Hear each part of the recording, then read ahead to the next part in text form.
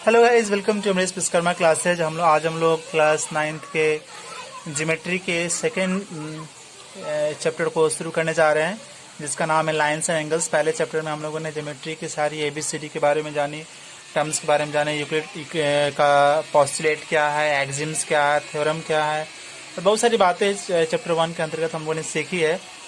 अभी हम लोग चैप्टर 2 शुरू करने जा रहे हैं, जिसका नाम है लाइन्स एंगल। तो सबसे पहले हम लोग एंगल की बात करेंगे। एंगल क्या है तो देखिएगा, an angle is a figure formed by two rays with the same initial point. अब आप यहाँ देखेंगे कि जो एंगल होता है, एंगल में एक रेज ये हुई, एक दूसरे रे ये हुई, ठीक है ना। रे मीन्स किरण, एक रे ये हुई और दूसरी रे ये हुई। और इसका देखो, ये रे कहाँ से उत्पन्न हो रही है, ये रे भी ए से उत्पन्न हो रही है, और ये रे भी कहाँ से उत्पन्न हो रही है, ए से ही उत्पन्न हो रही है। मतलब इसका इनिशियल पॉइंट भी है और इसका इनिशियल पॉइंट भी है, और दोनों का इनिशियल पॉइंट ए है। मतलब दोनों का इनिशियल पॉइंट क्या है, दोनों का इनिशियल पॉइंट क्या है, सेम है। तो अगर हम जैसे सपोज कीजिए कि एक ही पॉइंट से दो रे हम खींचते हैं, तो उनके बीच जो है ना, ये एंगल का निर्माण होता है, ये एंगल का निर्माण होता है, ठीक है ना। इसको एंगल बोलेंगे, और ये एंगल बोलेंगे, ये एंगल हुआ, इस वैल्यू को एंगल बोलेंगे। अब यहाँ ध्यान देंगे कि एंगल में ये क्या है, इसको बोलते हैं। अब इसमें देखेंगे कि एंगल में जो है, आप सेकंड डेफिनेशन की तरफ अगर आप बढ़ें तो an angle is the union of two non collinear rays with a common initial point. ये रे और ये रे दो नॉन कॉलिनियर है। नॉन कॉलिनियर का मतलब एक ही सीध में नहीं है, एक ही लाइन में नहीं है, ठीक है ना। ये दोनों को बोलेंगे नॉन कॉलिनियर, मतलब कि दोनों एक लाइन में नहीं है, और इन दोनों का कॉमन पॉइंट एक ये है, तो इनके बीच जो बनेगा उसको एंगल बोलेंगे। और एंगल में ये इसको क्या बोलते हैं, इसको बोलते हैं वर्टेक्स, इसको वर्टेक्स बोलते हैं। तो ये आपका वर्टेक्स हो गया, और ये दोनों क्या कहलाएंगे, इसको आर्म कहेंगे, इसको आर्म कहेंगे। ये भी हमारा क्या हुआ, ये भी हमारा आर्म हुआ, ठीक है। और ये एंगल, ठीक ना, इसको क्या बोलेंगे, इसको हम एंगल बोलेंगे। तो अब यहाँ ध्यान दीजिएगा कि एंगल का हम लोग नोटेशन की तरफ बढ़ेंगे। एंगल को नोटेट कैसे हम लोग डिफाइन करते हैं, कैसे उसको दिखाते हैं एंगल को, तो आइए उस चीज को हम लोग जानने की कोशिश करें।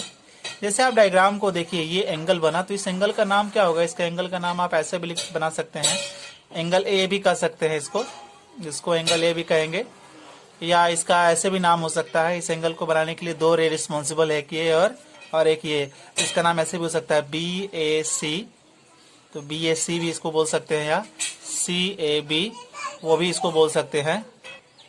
तो ये तीनों जो सेम ही चीज हैं, एक ही तरह से इसको दिखा सकते हैं हम लोग। तो ये था नोटेशन ऑफ एंगल। चलिए गाइस, अभी हम लोग देखते हैं, ये देखिए यहाँ पर जो है बहुत सारे रे जो है, एक रे AB है, एक रे AC है, अनदर रे AD, एंड देन वन रे जो है AE है। तो इतनी सारी रे है। अब हम इसके बीच कितने एंगल बन रहे हैं, एक एंगल यहाँ बना, एक एंगल यहाँ बना, एक एंगल यहाँ बना। तो इस एंगल का नाम ऐसा भी आप कर सकते हैं कि इसका नाम आप कोई नंबर दे दो, इसको आप एंगल 1 भी कर सकते हो, इसको एंगल 2 भी कर सकते हो, इसको एंगल 3, ऐसे भी आप इसको रिप्रेजेंट कर सकते हैं। या इसका एक और नाम हो सकता है BA, और इसका C नाम है। तो BAC, एंगल 1 का नाम क्या हो सकता है, BAC या CAB, ऐसे भी हो सकता है। एंगल 2 का नाम क्या हो सकता है, CAD या DAC, ठीक है ना। और एंगल 3 का जो नाम होगा वो क्या होगा, DAE या EAD। एंगल का इंटीरियर पॉइंट और एंगल का एक्सटीरियर पॉइंट और पॉइंट ऑन द एंगल हम लोग समझेंगे। तो ये देखो, BAC एक एंगल है, और एक पॉइंट जो है जो इस एंगल के अंदर प्रेजेंट है, इस एंगल के अंदर प्रेजेंट है, तो इसको बोलेंगे इंटीरियर ऑफ द एंगल। और ये जो पॉइंट है इस एंगल के बाहर में है, इसको बोलेंगे एक्सटीरियर ऑफ द एंगल। और ये जो है वो इस एंगल पर ही है ना, इसको बोलेंगे point on the angle is R। अभी हम ये जानने की कोशिश करेंगे कि कॉन्ग्रुएंट एंगल क्या होता है। कॉन्ग्रुएंट एंगल क्या होता है, तो देखो ये दो एंगल यहाँ पर बना हुआ है, एक एंगल AOB और एक एंगल जो यहाँ पर POR है। तो सपोज कीजिए कि ये 50 डिग्री है और ये भी आपका 50 डिग्री है, दोनों 50 डिग्री हैं। इनके दोनों एंगल की जो वैल्यू है वो सेम है, तो डेफिनेटली इसको इस पर जब आप रखोगे तो दोनों एंगल एक दूसरे को पूरी पूरी क्या कर लेंगे, सुपर इम्पोज कर लेंगे, एक दूसरे को है ना अच्छे से कवर कर लेंगे, ढक लेंगे। तो इस एंगल को बोलेंगे कॉन्ग्रुएंट एंगल। तो कॉन्ग्रुएंट एंगल कब होता है, जब दो एंगल का मेजर ए ओ बी का मेजर और P angle A O B का measure, angle P O R का मेजर, इसकी वैल्यू दोनों सेम हो जाएगी, तो दोनों एंगल को हम कॉन्ग्रुएंट कहेंगे। और कॉन्ग्रुएंट का साइन जो होता है दो इक्वल और इस तरह से देते हैं, तो ये कॉन्ग्रुएंट का हो गया। कॉन्ग्रुएंट का मतलब ये एंगल इस एंगल को पूरी तरह से क्या कर लेगा, कंप्लीटली और एग्जैक्टली क्या कर लेगा, कवर कर लेगा। अब इसी का जस्ट अपोजिट बोलिए कि जब एंगल सेम है तो वो कॉन्ग्रुएंट होगा, और जब वो कॉन्ग्रुएंट है तो डेफिनेटली एंगल का वैल्यू आपस में क्या होगा, सेम होगा। एंगल को मेजर ऑफ एन एंगल देखेंगे तो एक एंगल को हम लोग प्रोटेक्टर की मदद से मापते हैं, जिसको हम लोग इस तरह का होता है प्रोटेक्टर, है ना। प्रोटेक्टर इस तरह से होता है, वो 0 डिग्री 180 डिग्री यानी कि 180 डिग्री यहाँ होता है, वो 180 पार्ट में इक्वली डिवाइडेड होता है, इसको प्रोटेक्टर बोलते हैं, है ना। और ये बीच का पॉइंट हो गया, मिड पॉइंट हो गया, तो ये 90 डिग्री हो गया आपका। तो इसके हेल्प से हम लोग एंगल को मेजर करते हैं। अब इसके बाद है एंगल मेजर एक्सिम क्या है। तो एंगल मेजर एक्सिम को समझिए। तो एंगल मेजर एक्सिम कहता है कि हर एक एंगल का अपना एक मेजर होता है, हर एक एंगल का अपना एक वैल्यू होता है, वो 30 डिग्री का होगा या 40 डिग्री का होगा या 50 डिग्री का होगा। तो हर एक एंगल का अपना एक मेजर होगा। कोई भी एंगल आप ड्रॉ करते हो तो उसका कुछ न कुछ तो वैल्यू होगा, 30 डिग्री 40 डिग्री 50 डिग्री कुछ तो ऐसा होगा। एंगल को हम लोग मेजर करते हैं, उसका ऐसा यूनिट जो होता है, यूनिट कहिए, एंगल को मेजर करते हैं किसमें, डिग्री में। जैसे ये कितना हो गया, 50 डिग्री हो गया, ये कितना एंगल हो गया, 90 डिग्री का हो गया, है ना। ये मान लिया कि 30 डिग्री का हो गया। तो एंगल को डिग्री में मेजर किया जाता है। अब देखेंगे कॉन्ग्रुएंट एंगल मेजर एक्सिम की। तो मैंने पहले ही आपको डिस्कस किया कि अगर ये मान लो 50 डिग्री का है, ये 50 डिग्री का है, दोनों एंगल का वैल्यू अगर आपस में सेम हो जाता है, दोनों एंगल का वैल्यू आपस में सेम हो जाता है, तो ये इसको पूरी तरह से कवर कर लेगा, मतलब ये इसका क्या होगा, कॉन्ग्रुएंट होगा। अब इसका कन्वर्स कहो, कन्वर्स का मतलब या कि अगर ये इसको पूरी तरह से कवर कर लेगा तो दोनों का एंगल का वैल्यू भी आपस में क्या होगा, दोनों का वैल्यू का कन्वर्स कैसे बोलेंगे कि अगर दो एंगल एक दूसरे को पूरी तरह से कवर कर लेते हैं तो उनके पास एंगल जो होगा उसका वो भी क्या होगा, एक जैसा एंगल होगा। अभी गाइस एंगल एडिशन एक्सिम क्या है। एंगल एडिशन एक्सिम का मतलब देखो कि एक रे है आपका ए बी, एक ए डी और एक है ए सी। अगर टोटल एंगल आपको पता करना होगा, इस टोटल एंगल को हम क्या बोलेंगे, बी ए सी कहेंगे या सी ए बी बोलेंगे। तो अगर टोटल एंगल पता करना होगा तो आप क्या करोगे, पहले इस वाले एंगल को पता कर लोगे, बी ए डी ये पता कर लो, और उसके बाद ये वाला एंगल पता कर लो, डी ए सी, और दोनों को ऐड कर दोगे, इस वाले एंगल को ऐड कर देंगे, जैसे ये 30 है या 40 है, दोनों को ऐड कर देंगे तो होल एंगल पता हो जाएगा। तो इस एंगल प्लस ये angle equal to whole angle, this is known as angle axiom, angle addition axioms. Type of angle देख लीजिए। राइट एंगल वो होता है, राइट एंगल किसे बोलेंगे, जिसका वैल्यू जो है 90 डिग्री हो, तो 90 डिग्री को एक राइट एंगल बोलेंगे। जैसे ये सीधे ऐसा डायग्राम रहेगा तो ये 90 डिग्री यहाँ बना हुआ है, तो राइट एंगल 90 डिग्री का मतलब एक राइट एंगल। एक्यूट एंगल किसे बोलते हैं, जिसका जो 0 डिग्री से ज्यादा हो और 90 डिग्री से कम हो, जैसे 50 0 से ज्यादा है 90 से कम है, इसको बोलेंगे एक्यूट एंगल। इसके बाद है ऑब्ट्यूज। ऑब्ट्यूज में क्या होता है, 90 डिग्री से ज्यादा, 180 से कम, जैसे 120, ये इससे ज्यादा है बट इससे कम है, ऑब्ट्यूज एंगल हो गया। इसके बाद है स्ट्रेट एंगल। स्ट्रेट एंगल सीधे 180 डिग्री का होता है।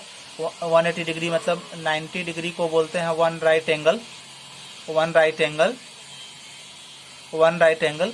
तो 180 डिग्री को क्या बोलेंगे, टू राइट एंगल। तो जब एक स्ट्रेट लाइन का मतलब सीधी लाइन ड्रॉ करोगे तो 180 डिग्री का होता है, इसको बोलते हैं स्ट्रेट लाइन एंगल।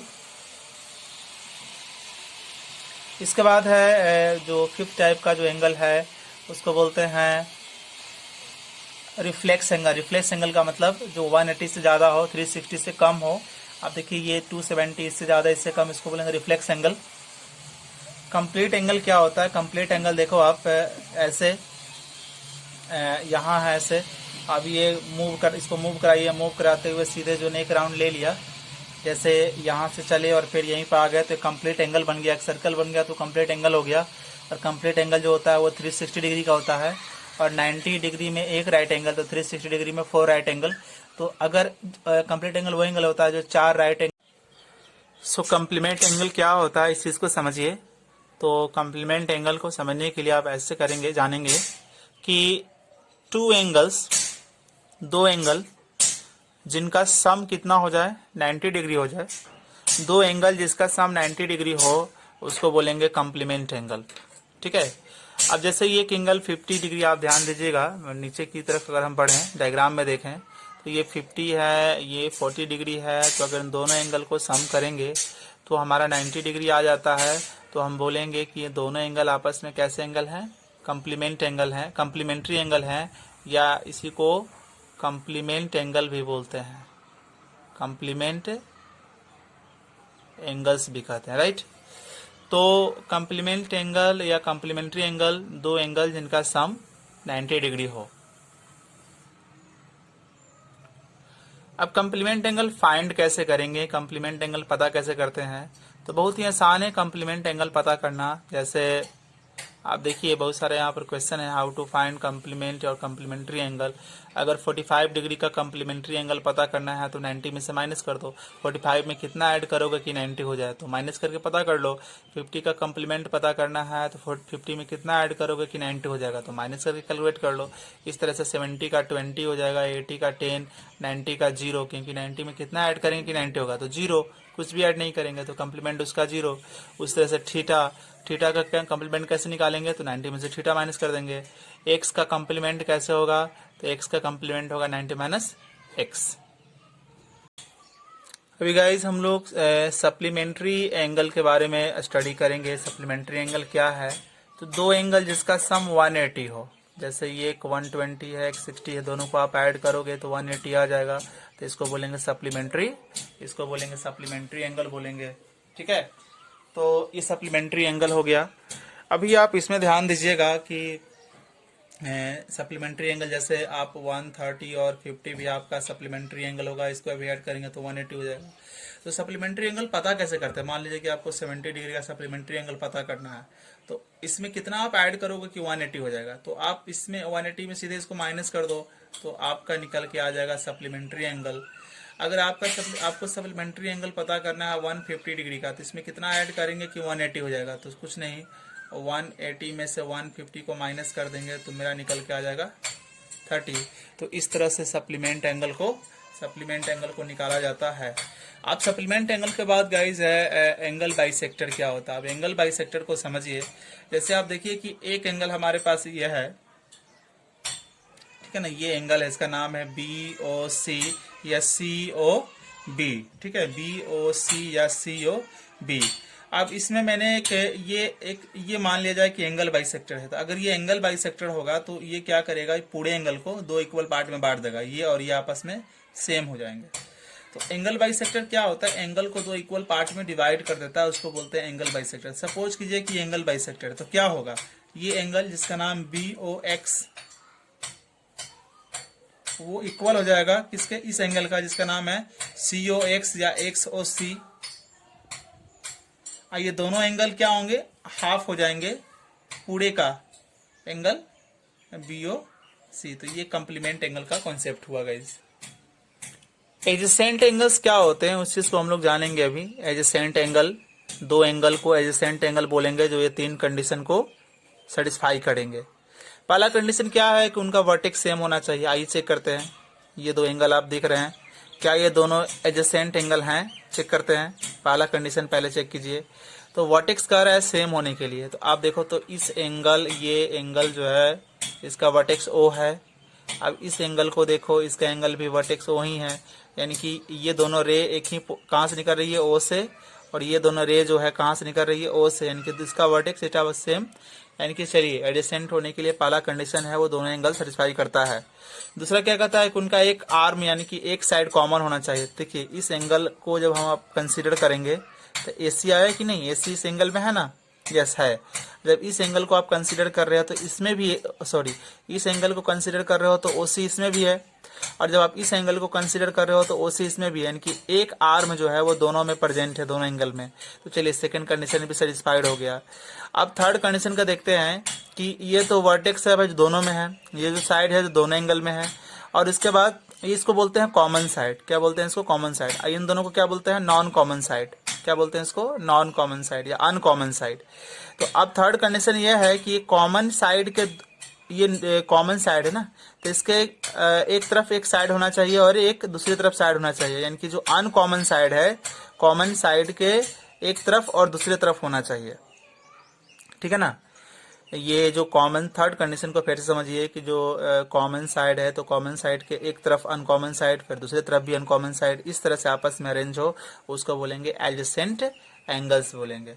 अब एक और डायग्राम के थ्रू इसको हम लोग समझने की कोशिश करते हैं। देखिए ये इसको, इस एंगल को समझने की कोशिश की, क्या ये एडजेसेंट है। तो आइए सबसे पहले वर्टेक्स देखिए, इसका वर्टेक्स ओ, इसका भी वर्टेक्स ओ। चलिए इसको आप, इस एंगल में OC प्रेजेंट है, इस एंगल में OC रे प्रेजेंट है, यानी कि OC दोनों में प्रेजेंट, दो कंडीशन सेटिस्फाइड। अब ये कॉमन साइड है। अब कॉमन साइड या कॉमन आर्म, इसके एक तरफ एक है अनकॉमन आर्म, एक इसके दूसरी तरफ है अनकॉमन आर्म, तो बिल्कुल तीनों कंडीशन सेटिस्फाई करता है, तो ये भी आपका एडजेसेंट एंगल है, ठीक है। सो गाइस आज की वीडियो में इतना ही, अगली वीडियो में हम इससे आगे सीखेंगे। आई होप सारी बातें आपको समझ में आई होगी। So thank you for watching, और please don't forget to like, share and subscribe.